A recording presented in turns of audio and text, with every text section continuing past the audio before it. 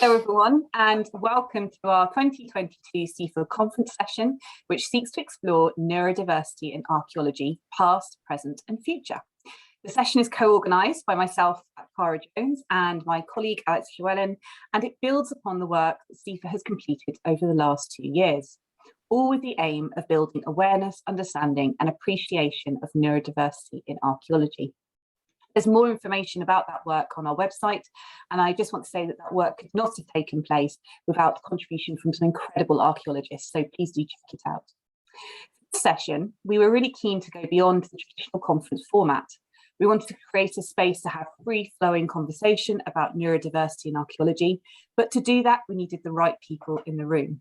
So we're really excited to be joined by our panel members today, Adam, Sarah, Penny and Neil. Thank you all for agreeing to take part in today's session. We're going to hopefully look at three main themes today: neurodiversity in the past, the challenges of being neurodiverse in archaeology, and the benefits or opportunity for neurodiversity in archaeology. And we're going to conclude by exploring what we as a panel want for the future.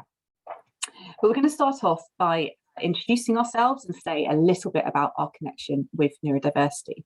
So I'm going to go to Adam first, if that's okay. Hi, my name's Adam Jarvis. I work at Air Photo Services, and I was probably about half of my life now diagnosed when I was in college with what was then high functioning autism, now just ASD, dyslexia, dyscalculia, and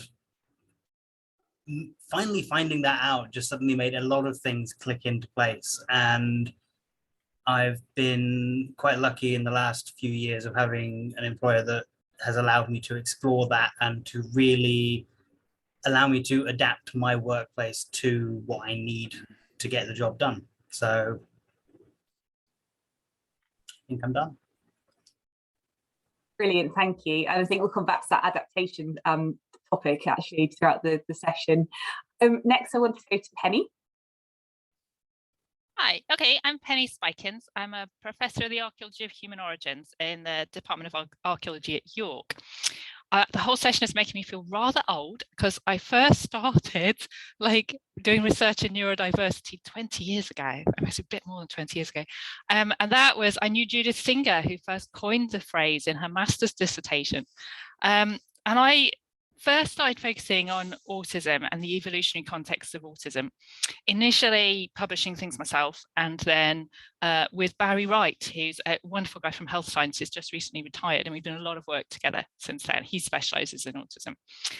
Only recently, I got more involved, rather from the evolutionary context, into autism and material culture, like material culture, heritage, buildings, personal possessions, and you kind of trying to link more to our interests as archaeologists rather than just the evolutionary context. Last year we got, well, 2 years ago, we got a lot more political in one thing, because we found out, and you'll probably be shocked by this, that a diagnosis of autism was counted as one countdown towards your assessment of being on a ventilator in the COVID pandemic. So we wrote, in some medical journals about that.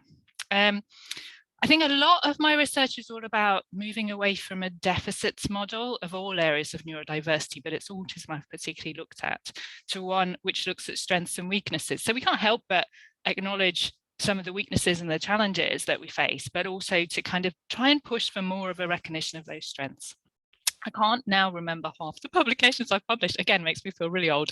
But I do know that I've done enough in autism to know that I've barely scratched the surface of how complicated and how difficult it is, and so barely do.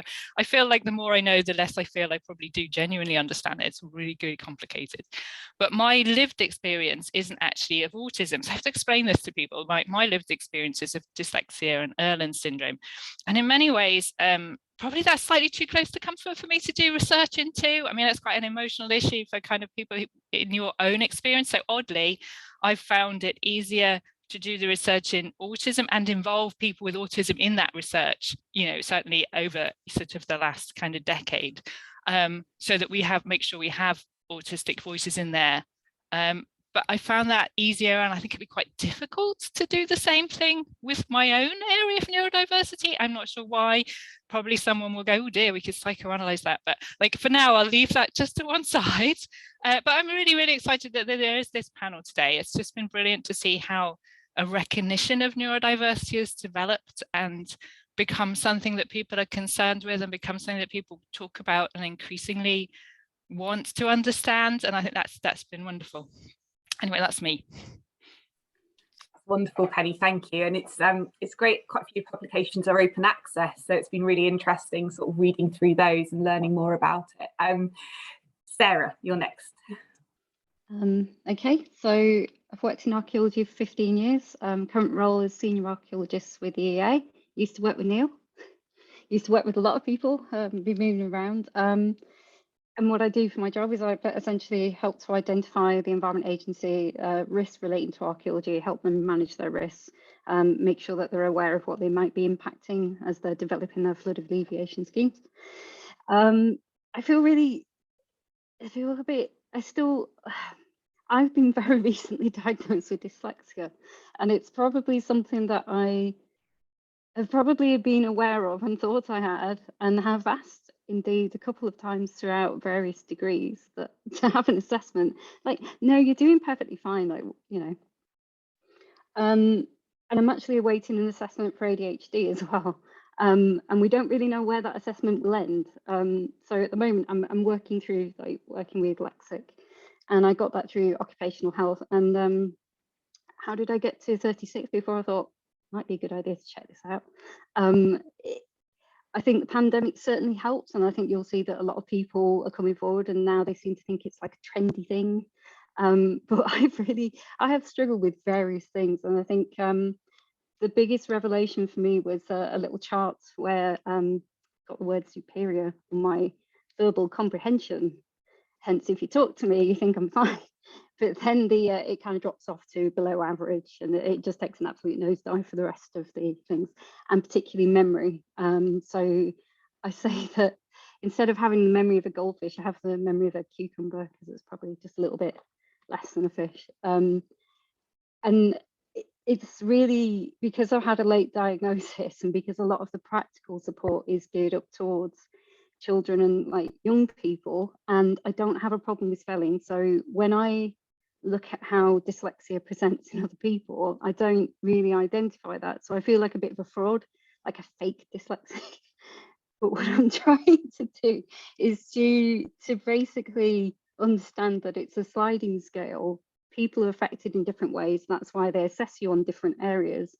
And having that report has allowed me to actually understand a bit more about myself and the things that I have struggled with, why I was drawn to doing a PhD in critical discourse analysis when I used to have to keep checking the definitions of words to make sure that I've not actually forgotten what it meant. And I was indeed talking about the actual thing and understanding it. And it's just, I suppose now as I'm getting older, I find it very hard. I wouldn't say that I was masking, I just didn't, that was just how I was. And I didn't realize just how hard things were just to keep a kind of nice average, you know, just getting by. So I think at the moment what I'm interested in is kind of psychological support. So it's exactly what Penny was saying, like, you know, if you've had a late diagnosis, you've probably got a couple of psychological issues that are going along with that. And how do we support people with that? And also, yeah, just how do we understand people? How do we support people? And I think that's why I was, even though I'm very, very new to this, that's why I wanted to get involved with SIFA. Thanks so much for that. And again, I think there's lots of points there that we'll pick up throughout the chat. I think it's the first time in my life I've been ahead of the trends, which I thought was quite funny. He was saying it's a bit of a trendy thing. So that's good to know. And next we're going to go to Neil. Hello, thank you very much for inviting me. For me, this is, I don't want to call it a culmination of a long journey, but actually it's actually an opportunity for me now to actually really understand what my journey's been. So I was diagnosed late, I was in my 30s. I'm a slightly older generation than Sarah. So in my past, not being able to spell or not having this ability to have a similar memory recall as others was deemed as you being stupid.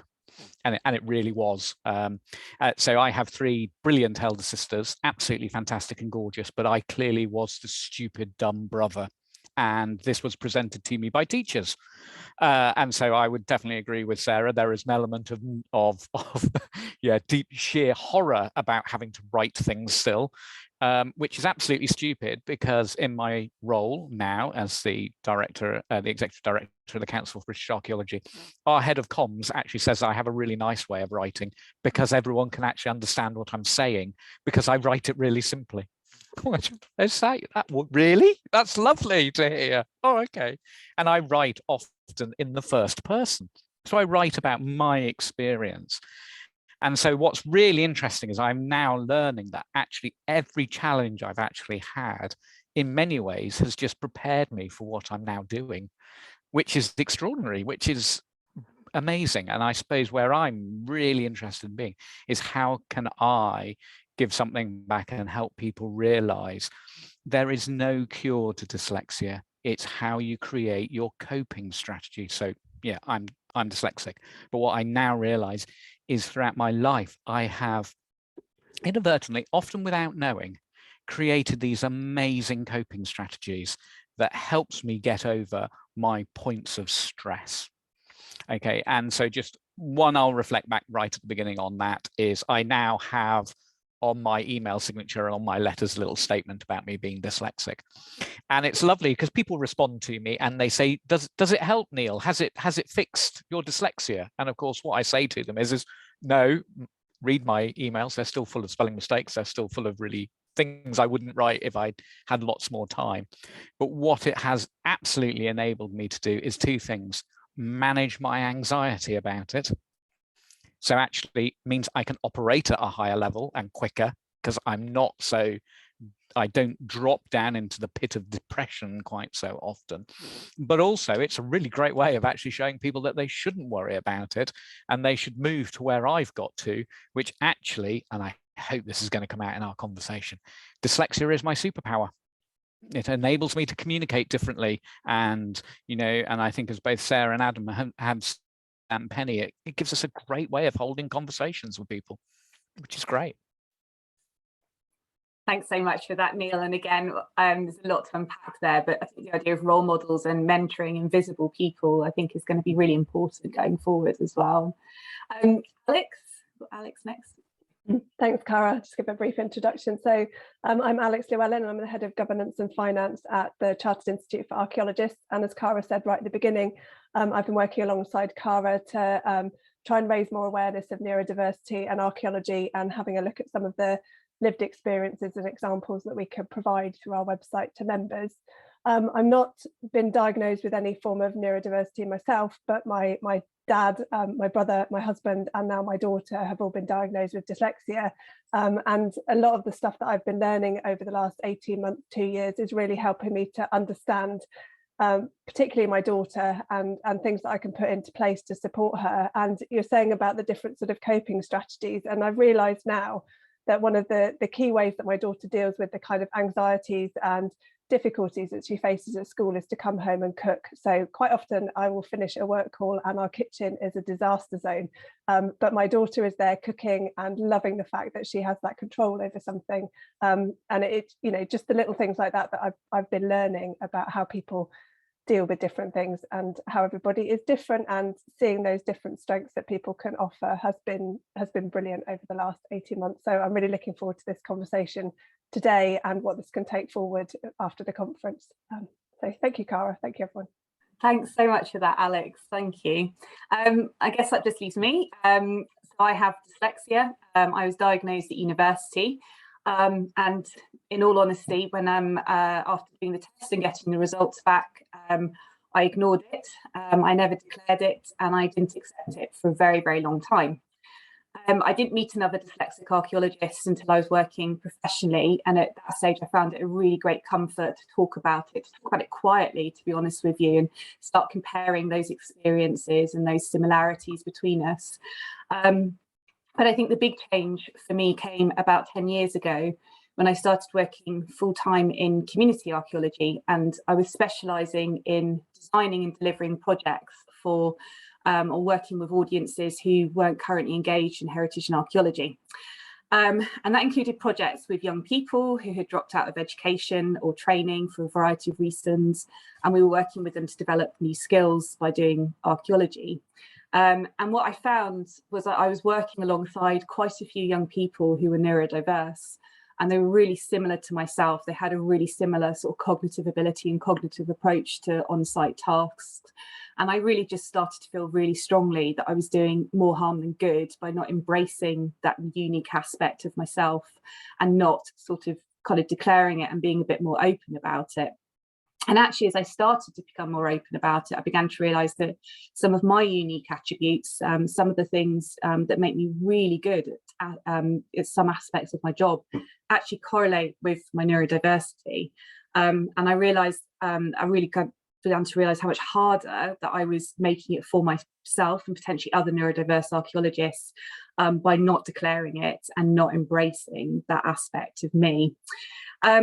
And I wanted to highlight really at this point that I was able to do that because of hard work. Like, I do work hard, but also probably because of socio background. So I've had some access to incredible mentors and professional guidance throughout my career. And that's enabled me to move past barriers that are likely in place for other neurodiverse archaeologists. And that's what I'm really keen to change, is to remove those barriers and try and make sure that everyone who has neurodiversity in archaeology can thrive and progress with their careers. But I will finish that. I will say it's been an absolute joy to work on this topic with Alex at CIFA, and I'm really excited to explore what we might be able to do next. So that's sort of loosely with me. And I have to say, similar to other people, I don't find it really easy to talk about it as well. It's still, and the last 18 months has been a really lovely thing to start sharing experiences and talking more openly about it. So I'm really grateful for that. But we're going to move over to our first topic, which was hopefully looking at neurodiversity in the past, kind of loosely themed around that. We know that neurodiversity likely existed in the past. It's not a new phenomenon. It's, do we have any evidence of it in the past? So I thought I could maybe go straight to Penny on this, if that's okay. Okay, thanks. I'll start with, I guess, I wonder really, this is just a lived experience thing, being someone with dyslexia, is it any coincidence that I study like Paleolithic and societies in which like there's nothing written and like, so it doesn't really affect people all that much? I'm sure it's not, but of course you don't really see that. So there's all sorts of things that crop up. I mean, I was interested in autism before I was diagnosed with dyslexia. So again, it's really interesting the way in which your own experience colours things. But anyway, yes, I didn't want to. Most of my things are open access, so please do feel that you can just poke my name in and put autism, and there's a whole load of stuff there that I don't want to take things over by just pouring out. But I think for autism particularly, it's not hard at all to find certain strengths and traits that aren't difficult to see would be useful. We've done very sort of big population studies with like sort of 500 people, 1,000 people, and sort of drawn on major bits of research. And the sort of exceptional talents are more common than people used to think they are. Amazing memory for like calendrical things, like amazing sort of detailed focus, abilities to focus on particular things and stick with that, abilities to be sort of systemizing, that is to kind of stand back and think how a whole process kind of works, whether that's be a chemical process or whether that's programming or whether that's a sort of natural system, like a sort of weather system or things like that. But there are also kind of, I think people would, a kind of better way to think of autism is not sort of with social impairments, but with social differences, like fitting in certain ways in a social system by being more concerned with justice, more concerned with laws, so there's a whole series of attributes of autism that we can, without too much difficulty, see as playing a really important role. And we know that the genetics of autism sort of means it's part of the human genome and connected to, that linked to back with other primates. So from a very long time in the evolutionary past, but with a really particular incorporation of key genes from around about the origins of our species. So again, it's not that surprising perhaps that we get all sorts of technological changes and that happen at the same time as when we get incorporation of people with autism. And of course, the big question is why. Now, I don't even going to start on that because it's such a complicated question. Why? Because I don't think it's as simple as here are some traits so that people get incorporated. Really not as simple as that at all. But even so, I think it's not that. Therefore, you can sort of see what's useful. But I think I've drawn back from, everyone would say, how do you identify someone with autism in the past? I've really drawn back from that. And a lot of people don't understand that actually. They think that that's actually what I'm trying to say or what we're trying to say in some papers.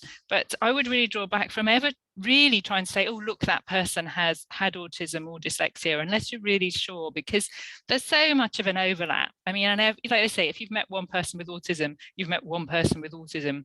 It's really more, when we've looked at upper Paleolithic arts, it's really more about asking, well, if fine detail focus, if exact replication of what you've seen, if a whole series of traits that we also see in autism are portrayed in art, then that tells us that those traits are important in that society.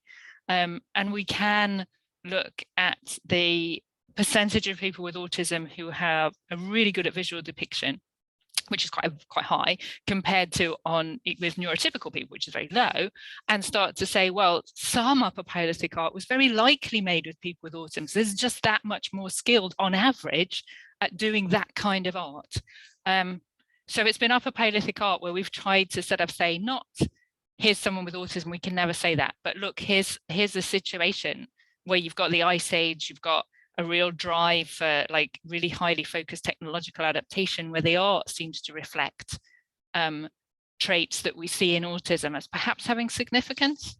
But that's where I then think, like I say, there's a sort of positive side, but also you have to be really careful, I think, not to be really simplistic about what you think anything is. Like, I mean, exactly as Sarah was saying, you were saying, Sarah, you've got dyslexia, but your spelling's fine. So, at the same time, some people can spell quite badly, and yet it's because something else is happening with them and their spelling's not working on that day or that time. So, it's really tricky to ever point at individuals, but I do think we can start to think about incorporation, sort of patterns, and how people who are neurodiverse work together with others to create things that work. I wonder as well is how there's like kind of modern definitions or modern siloed definitions of neurodiversity, and often they're understood as so for example, we've already said, if you're dyslexic, you can't spell and you can't write. And we all around the table know that's not true, because it will manifest itself in different ways. But because traditionally that's the definition, or the assumed definition of dyslexia, and we then transplant that to the past, or try and transpose that to the past, it's not going to work, is it? And we know being neurodiverse is actually so many other different things. And so, yes, I find writing hard, but that's just how it manifests. That's how it shows itself. That doesn't mean that skill, that wiring in my head, that mean the result from that actually might have been a really useful attribute in the past. It might have. And I love to think about technological change, I think, and innovation, and how that could have been driven by neurodiverse people in communities. And I think it'd be really interesting to explore that. Has anyone else got any other thoughts on that? Neil? So just one area where I've been exploring some of my own thinking is this idea that the problem we have when we try and understand the past is actually we're so centered on what we think is normality in the present. Yeah, what's right and, in a sense, right and wrong. So I totally agree with Penny. You can't go to the past and say, I'm going to identify somebody who's dyslexic or autistic. But what I'm really interested in is what those people might have brought to the past. And they might never have known. These might have been the people who were, who showed elements of leadership. So I'll give you two ideas in the sense how this works. So the first one is when I was diagnosed, I was told that I have a very particular way now of navigating, because I effectively take a photograph everywhere I go, every 30 seconds. So I can find my way back to somewhere only ever having been there once. because that's how I remember things visually. An amazing skill in the past to actually have. I think, you know, before there were signposts and things like that, be able to navigate a landscape, that's really interesting. Okay. So again, so it's this idea that actually, how might we understand what our strengths and weaknesses are, and then think about what context they might have been useful in the past. So I have a niece who's severely dyslexic, but who has the most totally brilliant communication style. When she talks with her body and being. It's captivating. Yeah. Wow. What would that have been if you didn't actually have to write? We keep asking ourselves, you know, what would they, you know, what's their dyslexia in the past? But does that actually matter? I suppose I'm sort of getting a bit confused here, but I'll give you the example. So my daughter last year was doing her GCSEs and she wrote a history essay as a mock, and she got 20 out of 24. And she was like, oh, I said, why did you only get 20 out of 24? She goes, oh, I spelt something wrong in my history essay. And I said, that's really interesting. What period was your history essay about? And she goes, oh yeah, it's Elizabethans. We're writing about Shakespeare. And so I said, okay, so that's really interesting because Shakespeare never spelt anything with conformity. So actually what her history teacher was marking her on was not her understanding of the Elizabethan period, but he was actually marking her against Victorian spelling norms. And that was fascinating to me, that actually, you know, the whole point is she should have had an essay that was entirely spelt wrong and different letters and different ways of writing it, because that was the issue of the period. So, and again, the reflection back being there is, again, we still always jump into this idea of trying to put the definitions we're creating today back into the past, where actually what I'm really interested in are what are the skills and attributes and the behaviors that we might all be exhibiting and challenging, and can we recognize those in the past, not necessarily the terms? We did neurodiversity awareness training. I think I know a lot of you were there in January, and one thing that came up was that they're just starting to recognize there's a sort of hearing sensory acute hearing ability of neurodiverse people, and it's really early stages, I think, of like being looked at, and how they actually, neurodiverse people have this incredible ability to refine and focus their hearing on specific environmental factors. And again, like, you know, you're totally right, you shouldn't take, you know, one day examples and try and transplant them to the past, but I was just reflecting on the fact that I usually hear our shopping delivery van way up the street before it's even like my husband can hear it, and it's just, I've just tuned my head into hearing when the shopping's coming down the street. But just thinking about that skill, to have been able to do that in a community in the past, to be able to hear something way before other members of your community, like that would have been quite a useful thing to have, I think, in the past. And just thinking, Sarah, you've got your hand up. I was thinking about that one because a lot of the anxiety that I think people have talked about it relates a little bit to noise. Yeah, so I can imagine me in the past being that nervous little critter on the edge of the camp going, I think I've just heard wolf, bear, saber, tooth, tiger, that kind of thing. But the problem with that might be that you might cry wolf a few too many times, and then I'd probably be exiled out of the settlement and probably one of the first people killed. So it's just, but it's kind of interesting because we'll come on to this later, the benefits of that. Sometimes some of those just little bits and snippets of information, and then sadly, probably in the middle of the night, I'll put it all together and think, oh God, I need to do such a thing. Run off, find a piece of paper, write it down. For work, it's probably beneficial to work, it's probably not so beneficial to me and my sleep pattern. But yeah, I did wonder about that. It's just really, but also I have the opposite problem of tuning people out.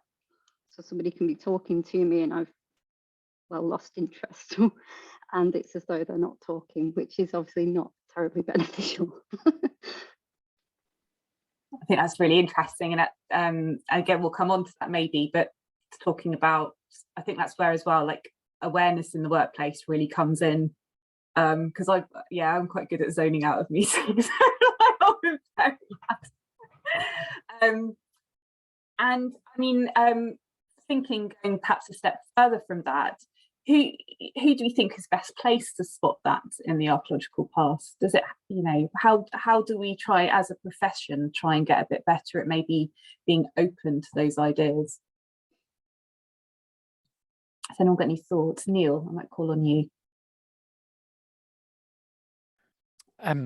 Well, I think what we've got to do is be much better at actually reflecting when we talk about, we don't talk about the past, we actually talk about ourselves in this conversation. So actually, the more of these conversations, the better it actually is, and the understanding that none of us are uniform. So actually, when we look at creating narratives, we might want to bring people in. That's the starting point.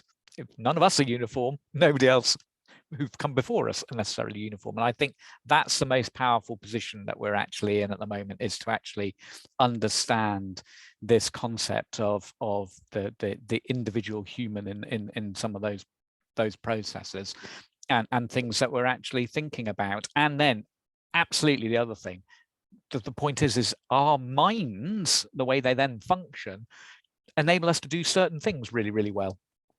So I'm not surprised to hear Penny talking about, you know, Paleolithic art and being drawn to that, because maybe there's something there that actually helps us do the connections between the lines that you're actually looking at. And I think that's something else we've got to absolutely draw out in this process. You know, why don't we ask Adam why aerial photos and things like that? Is it something because it's all image based? And that actually you can start playing around with those sorts of images. I know Sarah and her love of environment, you know, and again, it's and because that's where you feel you can thrive. And to me, this is the important bit, is to find how do we collectively help people identify that actually these aren't deficiencies in skills.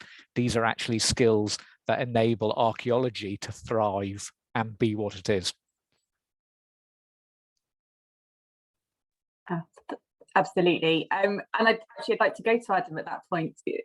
Adam, is that why you've chosen aerial photography?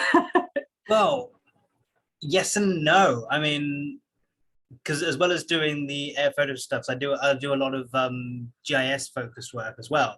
So again, it's that very tech side of things that quite a lot of us are drawn to. Not everybody, obviously. I know that a lot of people are also very much like, oh, there's a computer, get it away from me. But I think, I mean, yeah, it's weird, isn't it? Somebody with dyslexia is very drawn to something which requires a lot of programming and correct spelling and all things like that.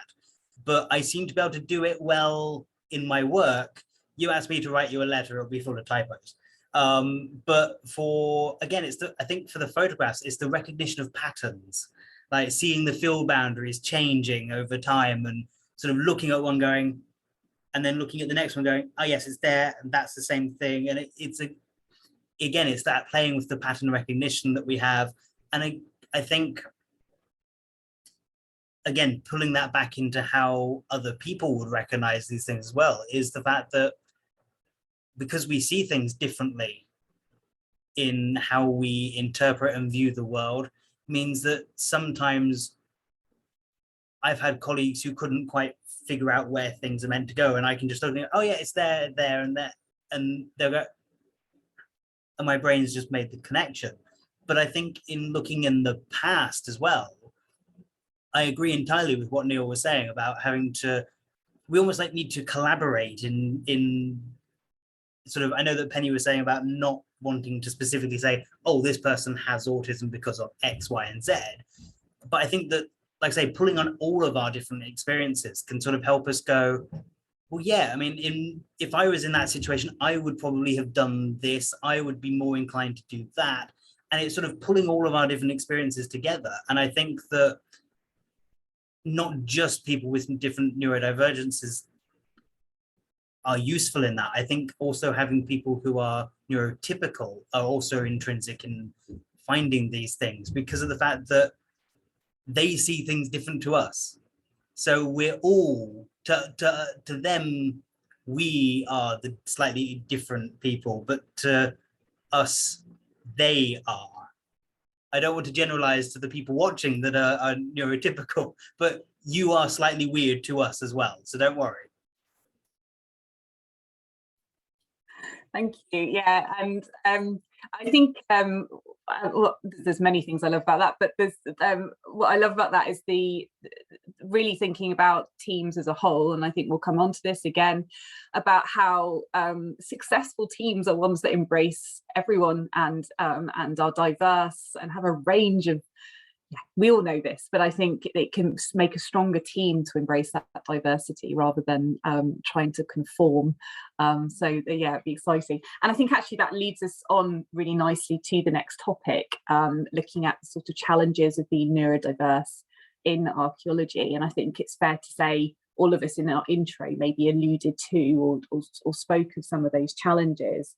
Would anyone like to sort of kick us off, sort of thinking about some of the challenges maybe faced or faced by us during our careers? Sarah, thank you. I was thinking about this one quite a bit, and what has prompted me to get my assessment now, it was people, not necessarily about archaeological facts, although I have since realised that I've always been a bit nervous about memory, and if I'm not actively using something, so even my own PhD, I've forgotten what I wrote. I wrote that for over 8-9 years and I've forgotten, and I have to reread it and I go, oh yeah, that sounds all right. But it's not in my, I can't draw upon it. So that's a lot of knowledge I created that I can't always access. And one thing that makes me, I feel like a bad archaeologist, because somebody will quiz me on something and I'll be like, no, that was not a fact I retained. So I'm more interested in the wider picture. But of course, you do need people who are also interested in the detail and dates. I was awful at history. I did history A level and I didn't do very well at all. And again, it's because of people's names, dates, sequences. And I really loved prehistory. And this is exactly what Penny's saying, because when I went to university, it suddenly didn't matter that I knew the exact date of when something started and ended, but it was a nice broad period and there were themes and I could really engage with that. And so that's why my grades and everything, you know, took started to actually reflect probably my abilities, because archaeology was a very engaging subject. But I still get people who do ask me, you know, oh, what about this site? Do you remember every last detail of this site? And it's like, unless it's something I'm actively working on, no. And for a long time, I was thinking, yeah, but surely nobody's memory works like that. But the more I talk to people, actually, I realize, oh, people do remember all this stuff. And I think, well, if I remembered all this stuff, then I'd probably be forgetting something quite important, like my car keys, or I have to curate what I keep in my mind so that it's relevant to operate, basically. So that's one thing. You know, archaeology is it can be a very fact-based discipline, but then there's also broader picture stuff. That's really interesting. Penny. Yeah, I think for me that there's like both the constraints imposed by the way in which you're neurodiverse, and then the kind of social thing that adds to that. So I know, Neil, you were saying about that, like being stupid thing, like people think stupid, and that just is pervasive. It wouldn't matter what qualifications I had or what I'd published. People will still think I'm a bit stupid because of the way I talk or the way I write an email, and you just end up thinking, oh, fine, like, you know, I'm not going to change this, you know. And but there is those two things. There are the constraints from what you actually have, and I know. We have a rather good sort of staff with dyslexia group, and although it's brilliant to talk to lots of other people with dyslexia, it's also slightly sad that so many of us have the same things, that, you know, that kind of like never being quite sure when somebody says to you, can you do X as well as Y, Z and this by this date? you're kind of like, I'm really bad at linear stuff. I'm great at multi-dimensional things. So give me loads of things that want to connect together. And, you know, this theory with that, with these finds and this, with this interpretation compared to that. Yeah, that's great. Loads of complicated stuff in a multi-dimensional array. Linear, not so good. So then when someone, can you do this and this and this and that by that date? I have no idea, because I can't really conceive of how long each thing is.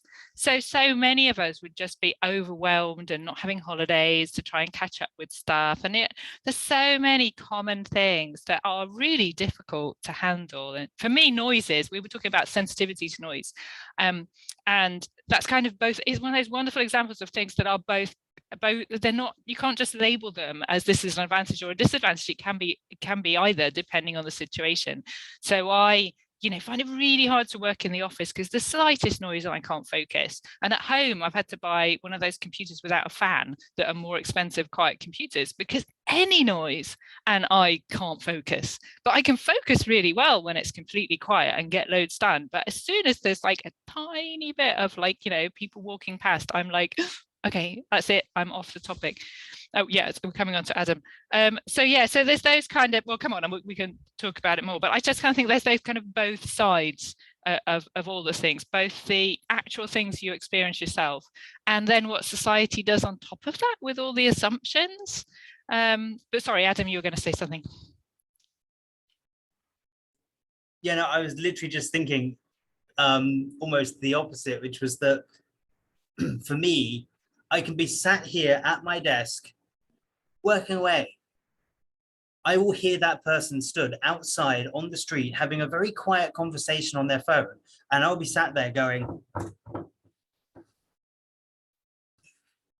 I can hear everything, every last word, and I'm just like, shut up, shut up, shut up. And then I'll have to put headphones in, and I will find the conversation irritating. I'll put headphones in with heavy metal at the loudest volume possible, and that's fine. I can quietly focus and get more work done because that's less overwhelming than that one irritating phone call that's outside. And what Sarah was saying as well, I'm the opposite, whereas exactly what you were saying, which is, I don't know, I can forget where I put my keys regularly. I will have them on my desk and I will go to lock the door and go, where are they? But if you ask me about a site that I did some recording on 10 years ago, I can tell you all about it. Ask me what I did yesterday.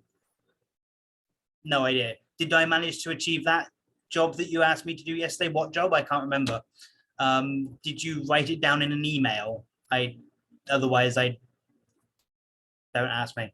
So again, it's that sort of, I've very much made it clear. If you send me something in an email, I will probably do it. If you just say it to me, I will forget because my brain doesn't want to hold that information. But writing it down, that's fine. But I have had, again, what I was saying with music, I've had people getting irritated with me at work because I will have headphones in to focus and they can't talk to me about something. And I know that we've had discussions about this on some of the tea breaks, about sort of having times where people don't have headphones in or what, but we haven't yet found a balance. But as I'm the only one in the office, nobody's going to be talking to me anytime soon. I think that, yeah, I know because this is all resonating, and I was just kind of laughing to myself really, because one of the big bugbears in our household is the remote controls, and if someone moves the remote controls from where I've put them, I can't find them. Again, it's a real stress point for me. I think I just wanted to add, I think going back to something like Sarah was saying about kind of how the processing of tasks, and it's fair to say I was a fairly mediocre high school student, and when I got to university I started excelling and doing better, and I think that was because I loved archaeology so much, I relearned how to learn. So I developed a strategy for learning the way I wanted to learn, rather than having to conform to how someone else wanted me to learn. And I think also that's reflected in the workplace, in that, again, as you've become more senior perhaps, or progressed in your career, you have more autonomy, more self-management over how you do your tasks, how you complete your workload. And I really thrive in that sort of environment where I'm able to organise and process my workload and my sequencing of work the way that works for me, rather than having to conform to a really hands-on manager that's like, this is exactly how I want you to do it, and this is how our company does it, you must do it like this. And that just doesn't really work for me. It causes me a lot of extra stress. Again, looking back, the amount of extra stress and free work I used to do out of hours in order to make sure I got things done to the high standard I wanted to complete it to. And it's just, again, looking at that in you know, retrospect, it's just, oh my goodness, why are we doing that to people? Why are we doing it? Neil, you've unmiked. Did you have something you wanted to add to this topic? Yeah, so I find myself in an interesting position, because obviously I manage quite a few people, and it's actually finding out, you know, it's learning about them, and it's learning about others, and what should be recognized and what didn't I feel was recognized with me. And I think the biggest challenge in all this is that the fact that there is no flat line normal work pattern. We don't approach work in a flat line. What we have are these amazing peaks and troughs. So we have peaks of intense concentration and productivity, intense, yeah? And then you hit a trough, and it's almost like you're paralyzed and you don't know how to move forward, yeah? And so what I'm really interested in is, how do you help employers and employees understand that that's what's happening?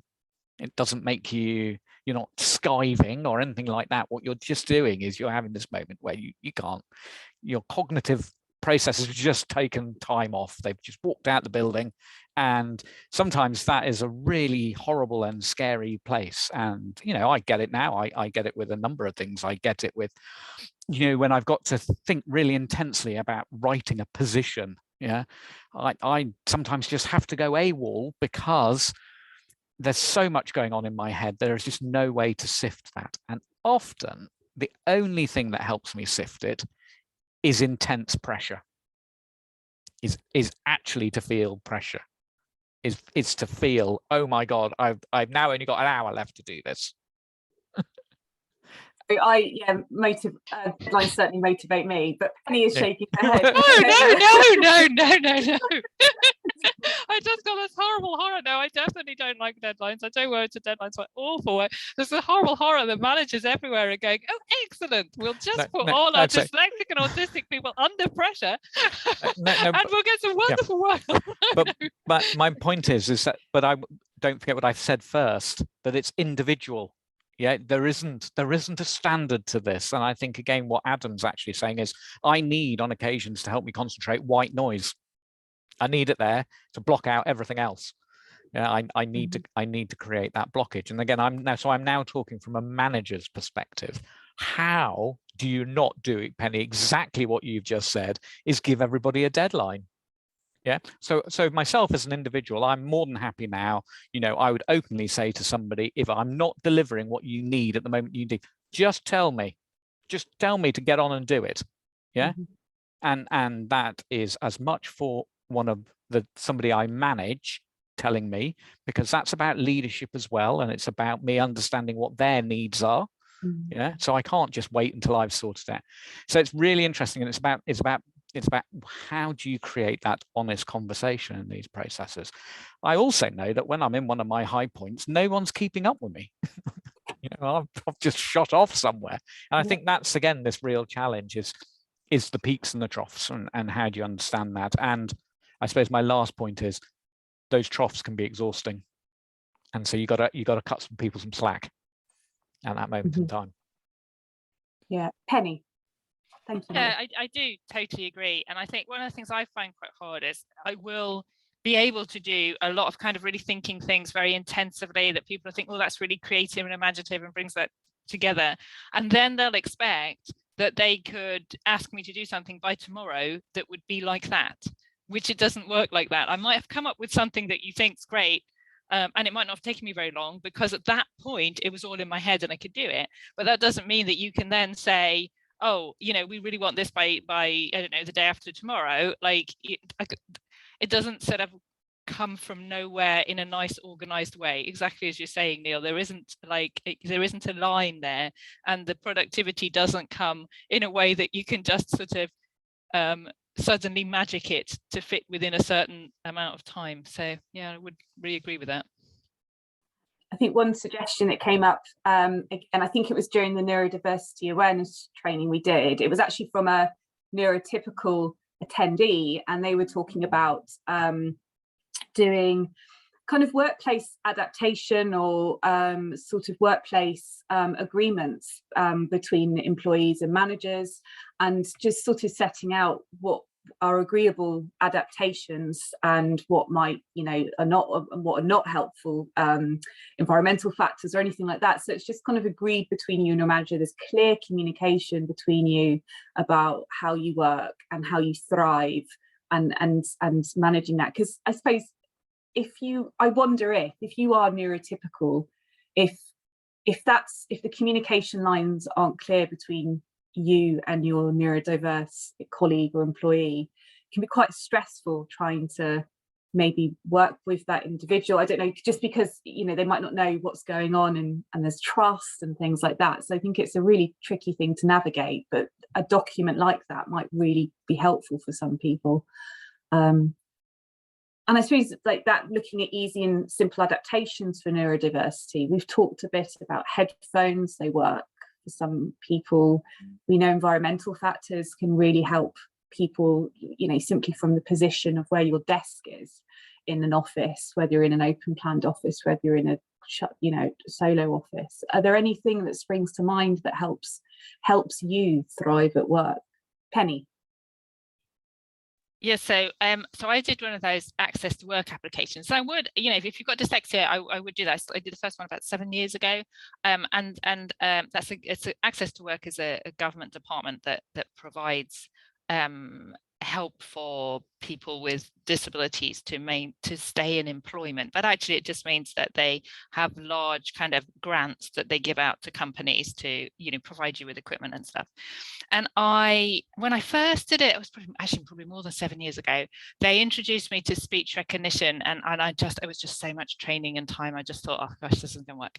But then I did another application. You're meant to do them every 3 years, and I really still thought that speech recognition was too much time and effort. But because I kind of represent a lot of disabled staff, and we'd been asking, you know, we really should have all the things from access to work that we should be entitled to, I felt that I had to do what they'd provided for me out of some sort of obligation, you know, like having campaigned and said we should have this, then I should do it all when they give me stuff. It's really important.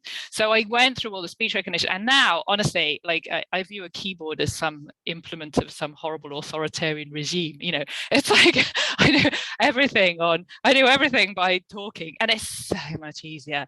I mean, my poor brain, I think, like, how did you ever manage on a keyboard? It's so tiring.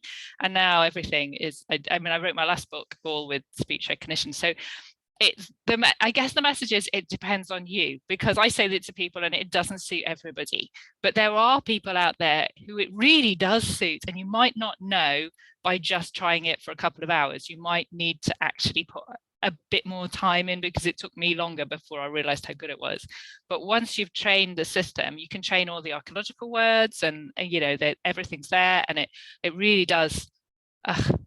It's like a weight lifting off you, because instead of having to type and form the words, and you don't have to worry about spelling, you don't have to worry about everything else, you just say your reply to an email or write the paper you're going to read, say the paper as you write it. So that would be my main tip, would be try speech recognition.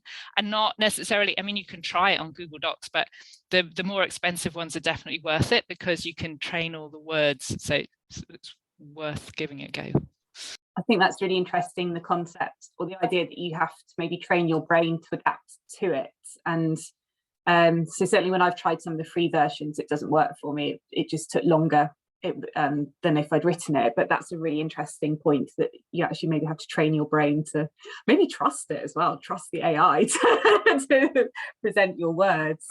It's got so much better in the past 2 years. I think the point was that it's got amazingly better because their algorithms have got so much better that what didn't work very well until recently now seems to work a lot better than it used to. Yeah, that's really interesting. Sarah, you put your hand up. The function on Word where it reads it back to you in a slightly dodgy computer voice, but that helped me quite a lot with my PhD in terms of listening to where the punctuation should go in. When it sounded like it'd been talking a bit too long, that really helped me. And I've had the speech to text recommended for me, and I must admit, I think I've mentioned this to Alex. Too many platforms. I do like technology, I do like digital, used to be an information manager, but I felt very overwhelmed when we all went remote because we suddenly got overwhelmed with all these platforms and we had information squirreled away in lots of different places. And I went from feeling quite happy with everything and like everything was quite well organized to feeling disorganized. And so I need to look at things like, OneNote that's been recommended to me, but I feel like exactly what Cara was saying, that sometimes it feels like it's more effort to use the assistive technology. And sometimes, but maybe, we just have to persevere with it and then maybe it will make it easier in the long run. That's because we've trained our brains to conform with traditional ways of working. And so if we'd started using that right from the start of, I don't know, from school or from things, do you think it would be easier for us to accept that? Sarah? Sorry, that's me. I've got a long list of things that I need to try out. And I will do, because as Penny was saying, I went to the trouble of, writing my 5-page essay on why I thought I should have an assessment. If I've gone through it, I've got the assessment, I now understand a lot more about myself, and I've got a list of recommendations. So I do need to start to look at how some of them may or may not work and give them a proper go, because I'm terrible at dropping things. If I'm not good at it, it's like, right, well, I'm just going to ditch that. And I think it's I've got to a senior position, I kind of have to persevere with things, don't I? I don't have as much autonomy over my work, I will say. So my ways of working do tend to be dictated by other people, tends to be a lot of reactive work. This is probably why I've got a lot of anxiety about people doing things that they shouldn't be, and that I have no control over this. All I can do is find sometimes a creative solution, sometimes just a pragmatic solution to something that might not have gone quite as well as it should have. But I guess just communicating to people, again, like, get it in an email if you want me to do a thing, like just a little action word I would like you to do. Very straightforward. Don't bury it in an email. Don't ask me, do you remember that thing I asked you to do 5 weeks ago, in this very long email that I sent where there was no kind of action words. And I kind of scroll back through and I'm like, no, I still don't really understand what they wanted me to do. Or the phone call, people ringing you up and saying, and again, not necessarily asking. I think I've realized I have a very, I'm not very flexible in my thinking. I think I used to think I was, but I don't, maybe I'm not. You need to directly ask me for what you want, and then I'll go and do it. I'm very obedient like that. But if it's not clear what I should do, then you'll find that I probably haven't done it. And then I get in trouble. Thank you for sharing that. Neil, you've unmiked. Did you have something you wanted to add to this point? Yeah, so I love the technology as the solution line, and I totally get what Penny says. It can be the solution, but it also can be just as problematic. So I can remember at Historic England eventually, getting asked to get sorted out, and they'll get me all this equipment, and this equipment all arrived and it just dumped on my desk. But I worked in an open plan office. The last thing I wanted to do was to be talking at a computer and actually having my stupidity verbalized to the whole office. It was just like, well, that's even more frightening. No. and you know, but the idea is managers thought, oh, we've just invested in you. We've got you the solutions. It should be all right. Or the absolute classic line, well, doesn't spell check work? Well, we can't. If your mind's swapping letters around, it doesn't matter how many forms of spell check you've got. Your mind's still swapping the letters around. And, you know, time and time again, I will write something and I think I spelled everything absolutely fantastic in it. And then a month later, I will look at it again and I'll think, my God, did I write that? Look at it. And no matter how long I look, it doesn't matter how long I look at it. At that moment in time, once my brain has swapped the letters around, it'll never swap them back again. And I think so, again, it's this idea of understanding that individuality.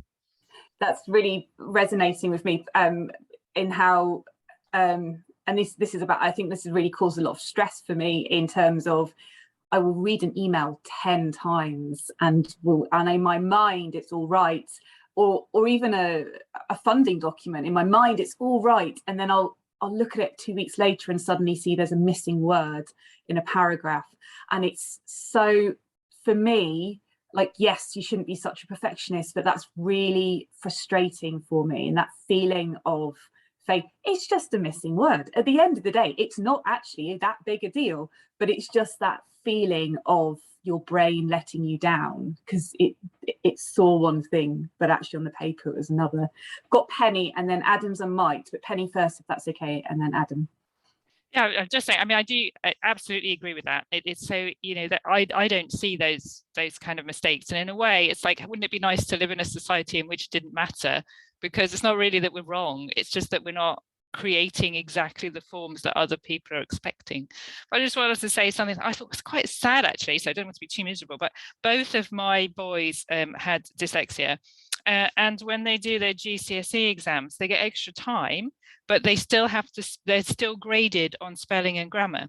So they just sit there for the extra time, unable to see the spelling mistake. And it's so frustrating because it's very symptomatic of people not understanding what the problem is. Because if you said to me, look, I'm going to give you an extra 15 minutes to read through your email, exactly as you've been saying, Cara or Neil, you know, it doesn't help me. I can read through my email as many times as you like. I won't see the mistakes in it. They're just, they're sort of invisible to me. So it's like, well, what's the extra time doing? You're meant to kind of make up in some other area, I think, to make up for the fact that your spelling and grammar is never going to be okay. Oh, I really feel, you know, frustrated by that education system at primary and secondary school and how it's still acting against people who are neurodiverse. So that's kind of sad, really. Yeah, it is. And I think there's a lot to unpack there. I don't know if we're all emotionally ready for that conversation, but I think, yeah, I get emotional talking about it, if I'm honest. So, but we'll get there. Adam, you've unmiked. Yeah, and actually just quickly picking up on something Penny said as well, was I did a Spanish GCSE a couple of years ago. Well, I didn't because of the pandemic. So I was one of the few that didn't have to do exams, but I was working through the processing of getting everything set up for it. And I have poor working memory skills, which means taking things in, processing, and then doing something with it. So doing things like taking a question in for a speaking exam, I would have to take it in, figure out what they're saying, and then do something with it. And having extra time on that or the speaking exam, it doesn't really help anything really, because then you just sat there going, I still have no idea. But what you guys were saying as well about working in open plan offices, with so many people now going into hot desking since the pandemic, I can only imagine how, I mean, I get frustrated when I walk in and somebody's been in and has moved something. If you're in, we all know that for us, environment is a huge deal. And especially for people with not just dyslexia, but with the autism as well. So I can't imagine what it would be like for somebody coming into an office with autism and then being told, by the way, you're not going to have a fixed environment that you can work in. You're just going to have to make do and just change desks every couple of days. Could you, I mean, my brain would just kind of melt, and I'd probably just sit there hyperventilating for most of the morning going, but this isn't my desk. My pen needs to go there, not over there. But it's all of those kind of things that you just kind of think, hot desking is a really great idea for people who can manage it, but for people like us, it could potentially like just slowly wear away at our confidence to be able to do things that we would normally not think twice about. So again, that's another thing that we need to think about, which I know we'll probably come into it as we go on to what do we want in the future. But you know, it's one of those things that, how can we adapt to that? Like, do we just basically say, okay, you can always have this desk, everything else is hot desk. These are special desks for people who don't work the same way. And it's sort of, how do we get that working, sort of thing.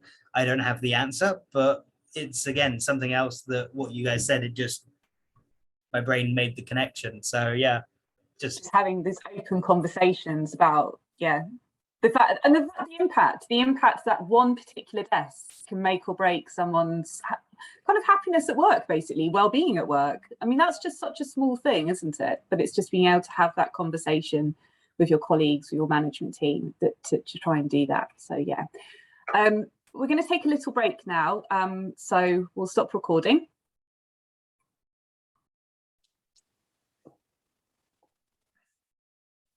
Well, hi everyone, welcome back. We've got a couple more conversation topics to look at just before we close this session. But we really wanted to look next at the benefits and opportunities for neurodiversity in archaeology and archaeology, because I think there's two things there so that we can maybe unpack. And I wonder if some of the themes that I was thinking about was we've already talked about our different approaches to work, and we've all developed, I think probably a lot of us around the Zoom room today have developed techniques for workarounds. I always call them workarounds to sort of for us to be able to do our jobs. And I just wondered if there are any thoughts on that, and how they can actually benefit the workplace as a whole. So breaking away from these very traditional working situations and working frameworks, and how that could potentially benefit all of our colleagues, not just neurodiverse. Does anyone got any thoughts on that? Adam? So, I mean, literally, one of the first things I did when I started at Air Photo Services about 4 years ago was, having done a bit of exchange work here previously and sort of helped out with a lot of their GIS work, I had sort of seen how the workflows had been already.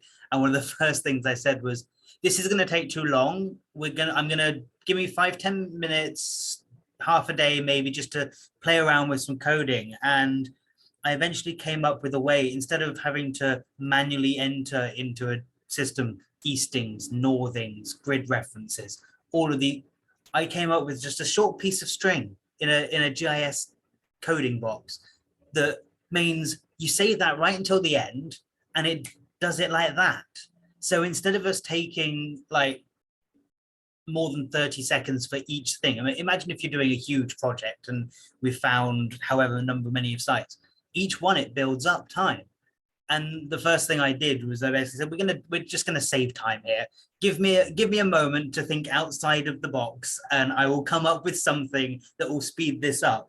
And we've never looked back. We were doing some work on one of the areas of high-speed rail 2, HADIS 2. And you can imagine the sheer volume of things that we found there. If we'd done that for each individual one, I think we might still be entering grid references now. So I was very keen to sort of think, let's think outside of the box. When we were having to reference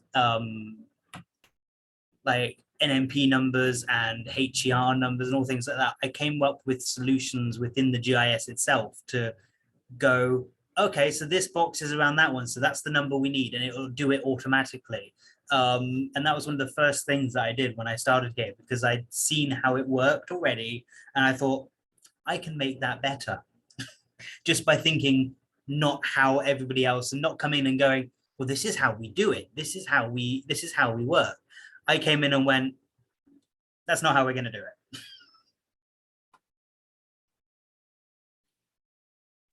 That's really funny, not funny, that's really useful to hear, but I think that's those sort of wider benefits. This is such a small thing, but you know, we've talked a bit about memory, and we all remember things in different ways. And certainly one of my techniques, I think, is I write things down a lot, and that helps me commit to memory. But I also do a lot of recaps. So if I'm chairing a meeting or I'm in a meeting, like, I usually stop them, you know, throughout the meeting, just go, right, can I just actually recap what we've agreed here, and getting people to actually summarize the conversation. And I do that for my benefit, just so I'm really clear with what the actions need to be going forward. But I've since been told that's actually a really useful thing to sort of stop meetings from getting out of control in a way and just going off in tangents. So that's like, I think just methods that work for me actually seem to be beneficial for neurotypical colleagues as well, which is something that's really interesting. But yet again, it's about having the confidence to be able to just stop a meeting and say, can we just get a sort of summary of what we've discussed there? Alex, you've got your hand up. Yeah, I was just going to come back on what Adam said, in the fact that, you know, being able to go in and people are very blinkered, but that you could say, no, actually, let's look at it this way. And I think one of the things that are kind of like alongside the neurodiversity is that changing cultures in organisations. And I love it that you can go into an organisation and actually you can say what you think, and you can suggest a change, and actually management or whoever it is go, oh, that's a good idea, maybe we could have a look at that. And I think that's a really important thing that workplaces need to do, is appreciate that everybody has something to offer, everybody can contribute to a workplace, and everybody can help that workplace change. And you don't have to have structured and say, well no, we did that, you know, 10 years ago, and how dare we look at that again because we remember. It's having that flexibility. I think that's so important.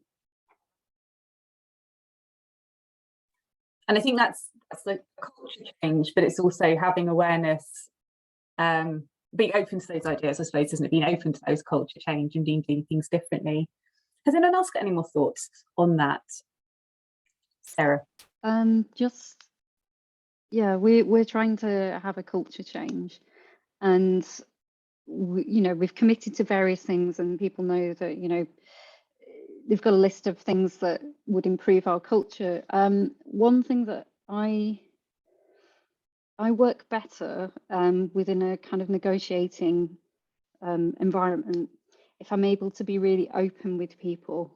And I think anyone who's worked with me, where we've been trying to maybe convince somebody to do something, and maybe they've started on a really hard line, and just being able to be completely transparent. Now, sometimes I can't do that, because sometimes there's certain details that I can't divulge, and it's just trying to find the kind of happy medium. And I do think that different environments I've worked better in, because I've been able to have open conversations. So I think for me, it's trying to find a balance where I feel comfortable enough that I can approach things in my own way, because I know that the outcome will be better, because the person who I'm working with will get to know me. They will basically trust me, and it's not that I'm trying to, you know, conceal things or pull the wool over it. It's literally, here's me, transparent. This is the way I work. This is the way I'd like to work with you. And I think that's a real strength, but I think it only works in certain work environments.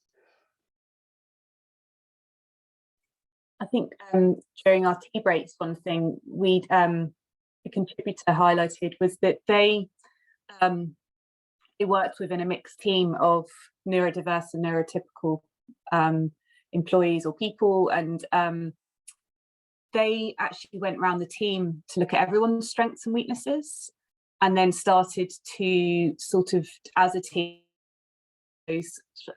according to strengths and weaknesses, you know, who might be most appropriate for what task and things like that.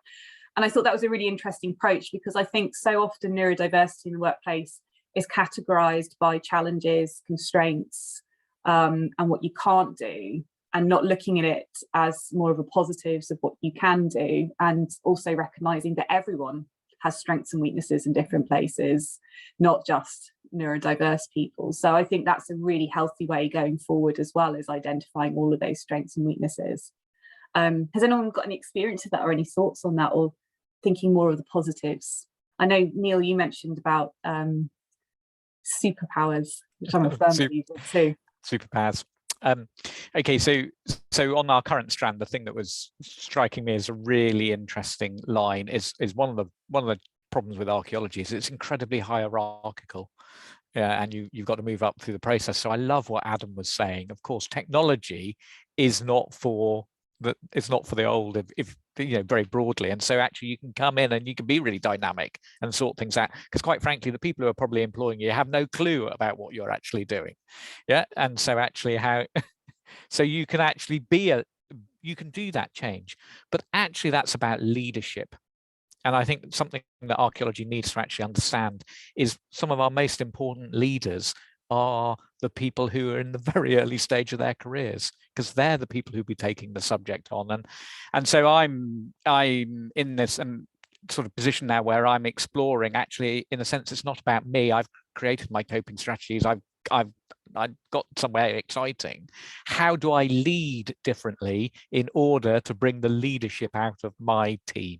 And again, there I'm immediately wrong, because I shouldn't refer them to them as my team. Yeah, because we are the team, we're all one. Yeah, but actually, how do you help them thrive? And again, this is the conversation that actually, what are the skill sets that everybody actually brings to these conversations?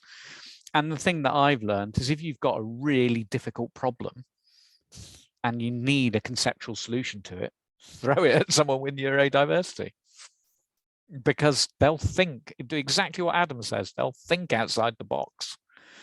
And what I found so fascinating over the last 2 years with this world of Zoom and this world of very intense thinking that we actually go into, that I'm going to meetings, and I found one of the things I've actually really enjoyed is my ability to chair meetings and structure them whereby you actually create an output from the meeting that is actually really helpful, because you've got all these incredibly intelligent people throwing all these ideas in, but what we don't necessarily always have in the room is somebody who live can navigate, shift it, organize it, and then actually give an output.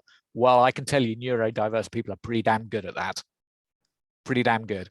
So actually, you know, if you've got a young person who has those qualities, get them into those senior meetings, and that'll help those really incredible people find a route through to the solutions. And I think there's something I'd love to be able to explore more in that. And that's sort of, you know, that's my live thinking at the moment.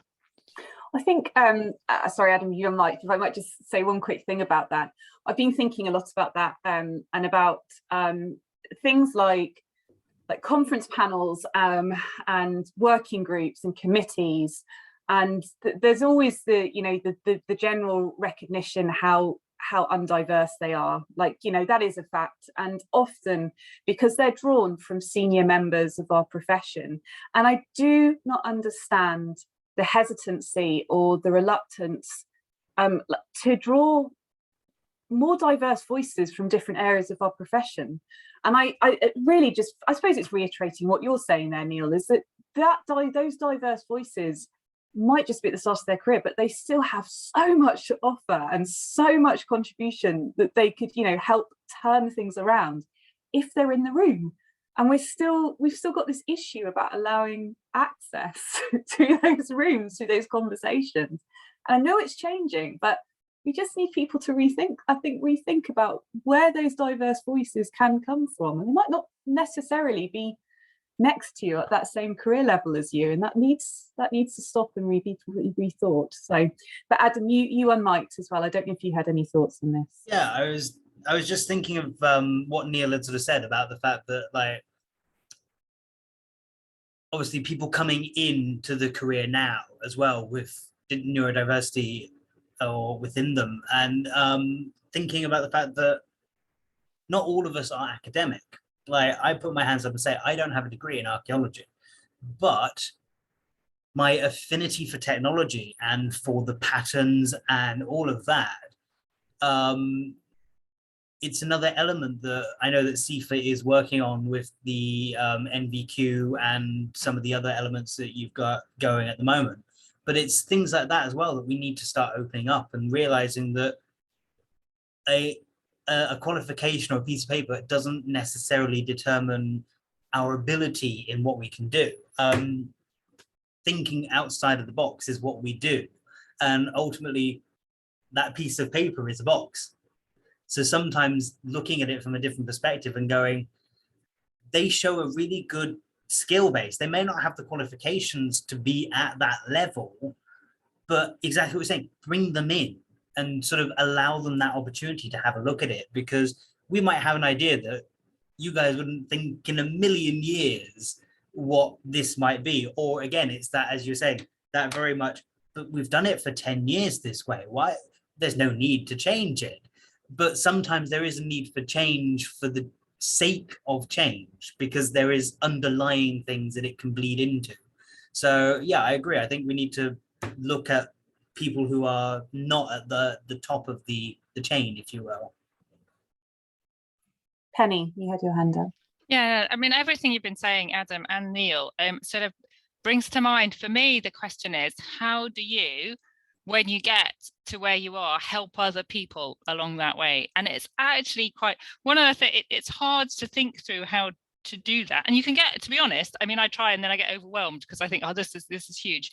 But I often think, well, we stand here with all the benefits of all those people that worked really hard on things like the 2010 Equality Act. And they really, there was a lot of hard work to try and get rights for anyone with disabilities, but obviously that includes neurodiversity within that. So it's kind of like, it's sort of like an obligation as well as something you want to do, to try and help other people when you've seen the things that go against them. And like I say, I did fine in the educational system, or at least fine. I think it was quite hard, but I did okay out of it.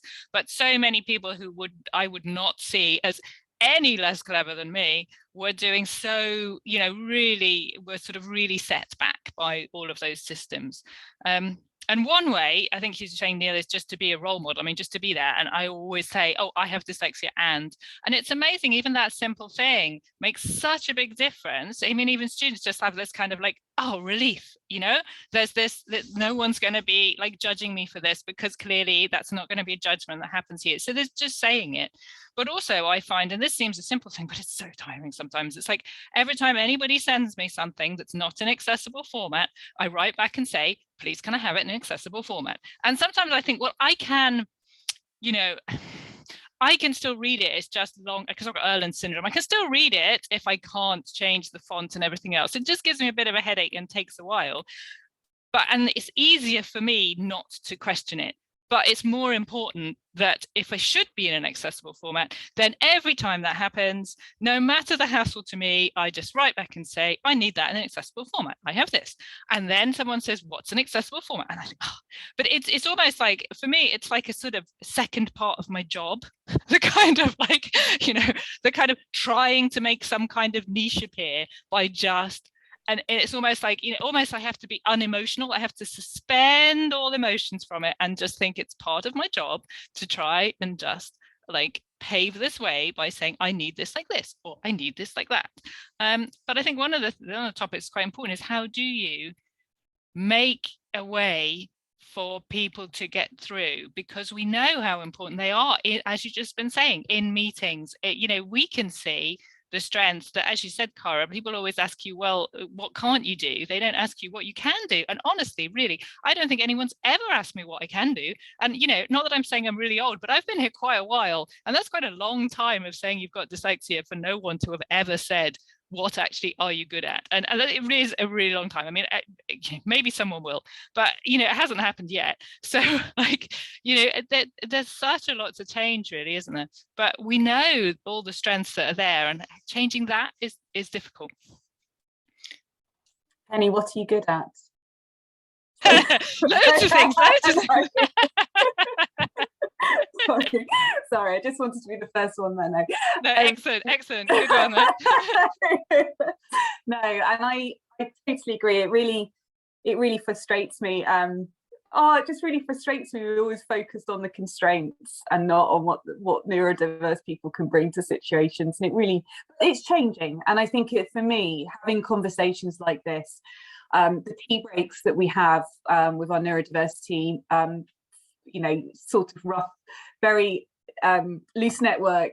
For me, I get so much after just spending like 45 minutes in a Zoom room chatting about neurodiversity, and even now spotting those correlations and understanding I'm not alone in some of these, how my neurodiversity manifests itself and things like that. And I'm so grateful for everyone that takes the time to attend those meetings. And I suppose maybe then there's an opportunity to move on to our sort of final thought process there, which is, what is it do we want for the future? And I suppose we've touched on a few things there, but if we could change, maybe even just pick one thing, what is it that we would want to change for the future for neurodiversity and archaeology, neurodiversity in archaeology? I might go around the Zoom room. Is that okay? I'm gonna pick on Penny first. Oh, you know mine already, though, because that is that people see the strengths. It's not just a deficits model. It's a strength. You have to be aware of some of the things that are hard, but that you will say that people are more aware of where the strengths are as well. Okay, I'm going to go to Adam. Just going to go around my Zoom. I mean, I don't want to piggyback on Penny's line there, but I mean, it's true. I've seen cases where people haven't been able to progress because they've been held back by going, oh, you're dyslexic, so we won't get you writing reports because it'll be too much hassle to go through that. Whereas instead of looking at it and going, well, actually, I don't know if it's the same for you guys, but when it's not my own stuff, I'm really good at finding typos in other people. And it completely confuses people because they go, but you're dyslexic, how can you tell? And that you go, so like having them proofreading things and getting that different perspective would be really good, and a chance for them to sort of get used to how reports are written and things like that. So yeah, I think looking at the positives is the way forward, and really embracing them and saying, well, that's what you're really good at. We're going to give you a bit more of that. Yeah, I think you saw my exuberance there. I mean, I email news websites when I spot typos or they've got dates wrong, and that's because it annoys me. It's incorrect. I'm going to go to Sarah next. I think for me, it's I want everyone to have access to support in a timely manner. don't and that may be assessments for everybody. And not, we talked about how everybody's got strengths and weaknesses or things that they're not good at. And if we took that across the whole of society, so, in terms of education, it would help you to identify people who are maybe not the most typical neurodiverse people. You know what I mean? The people who don't, obviously, so people like myself who are missed. Because we don't present in the way that you would expect. So, and I want everybody to have access to, say, the occupational health stuff that I had access to. I listen to friends who have a very similar experience to myself, and because they're on short-term contracts, their company won't pay for the occupational health assessment. And I know you don't need the assessment, but I know from my own experience that assessment is going to help me. And it's just, when I hear that, I know that I'm incredibly lucky and privileged that I'm in a position where I can access that. But I want that for everybody, and not just, because I've got to a certain level or I've got into a certain type of organisation. I want that for everybody. Thank you, Sarah. Yeah. Alex.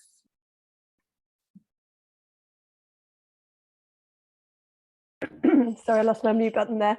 Gosh, I don't know. I hate being put on the spot on things, but I think probably the kind of rigidity of things, talking about the kind of academia side, that you need to have a certificate, or you need to have a box, or you need to fit something to be able to do your job. And I think that applies not just to in organisations where it's acceptable for somebody more senior to ask somebody else to have a look at what they've written and to have that kind of cross interaction with each other, but also between organisations. You know, we've talked about different meetings that I've been in where we've talked about how students come into archaeology and you go into a different organisation and everything's just slightly different, which doesn't help neurodiverse people. So why can't we share across those boundaries? It's not a big secret. Excuse me.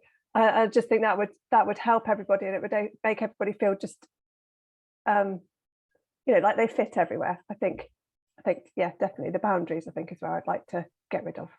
Less siloed working in a way with this work. Yeah, a bit more sharing, a bit more trust, a bit more understanding, everything like that. Make it a perfect world. Yeah, well, we're not that big a profession. This should be within our gift to make this happen. So, yeah. Neil. Okay, so because I'm neurodiverse and I like to think differently, I don't actually really want to change anything that's happened to me, because I wouldn't be here if it hadn't happened in that way. Yep. So I don't, to me, it's not necessarily about change. It's actually how do we make the right support networks. We don't need to change. We are who we are. Yeah. And so again, for me, it's about how do we support people to understand that there will always be pressure points. There will always be moments of challenge. The greatest challenge moving into a new organization, it's going to be a stressful moment. Why? Because you need to learn how to make alliances. You need to learn how to actually make new relationships. But what's so fascinating is that that's across the board for anybody has to do that. Yeah. And so what I find really interesting when you start to have these sort of conversations, we start to talk about why we do, is actually we as neurodiverse people, I personally believe, are far more open and honest about who we are. Yeah. And I think that's an enormously valuable quality. It makes us the great communicators. Yeah. So actually, the issue here, I think we've got to be blunt about this. We are the future of archaeology if archaeology is all about communicating. Don't get me wrong. Yeah. The day of writing a monograph is over. The day of engaging people creatively is here. And that is us. And I love some of the little wins that I actually have. And so an entirely hypothetical situation, nothing to do with what I'm doing at the moment. I went into a job and the response to somebody when I wrote reports was to say, oh, Neil, I don't mean to be pedantic, but I've spotted. Oh, Neil, I don't mean to be pedantic, but I've spotted. And I just eventually said, look, I'm sorry, you do mean to be pedantic and it's absolutely fine. Be pedantic because I don't get it. So just get on, be pedantic, tell me, and we'll move on. Never happened again. It's just, that's what it is. They've got a skill set that I don't have. I want their skill set. And I think, so I don't, as I said, it's going back, not changing. It's actually what I really want to do is help create this better support network that actually is about helping people transition through roles, understanding that their life is a long period of time. And again, I think what's really fascinating with this whole shift away from, job for life, that young people coming up are going to be far more able to adapt to this place of actually moving around and jumping around. But I still think we're challenged by this fixed idea of what a job for life is, and that you go in and you progress and everything gets better and better and better. I mean, it's rather like the challenge with the idea that we think we're civilized nations because, hey, we inherited the Greek and Roman mentality, which is just rubbish. Yeah, it's just we're not. History isn't a long linear progression to greater civilization. We know that. So I suppose, it's what a long answer is. I don't want to change my personal experience because my personal experience made me who I am. What I want to do, absolutely, is help others, particularly at their pressure points, particularly at their transition points, from what I've learned so that it doesn't take them as long as it took me to realize my neurodiversity is my superpower. Thank you for that. And I suppose for me, it's all of the above, but I think I want neurodiverse people to feel valued and accepted and not isolated.